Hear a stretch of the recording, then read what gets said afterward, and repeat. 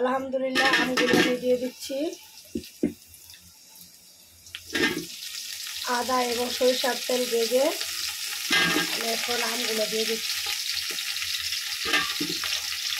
আমগুলো গতকালকে রাত্রে কেটে রেখেছিলাম এবং লবণ পানিতে ভিজিয়ে রেখেছিলাম যাতে টকটা চলে যায়। তো এখন টকটা চলে গেছে, এখন আমি ধুয়ে নিয়েছি এবং জড়াই নিয়েছিলাম। তো আলহামদুলিল্লাহ এই যে আমার কাশ্মীরি আচার তৈরি হচ্ছে।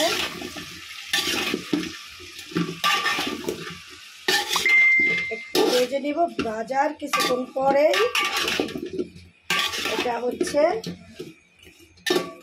ভাজার কিছুক্ষণ পরেই আমি চিনি দিব, তারপরে শুকনা মরিচ ভেজে আমি এখানে দিয়ে দিব, তাহলে টক ঝাল মিষ্টি হবে।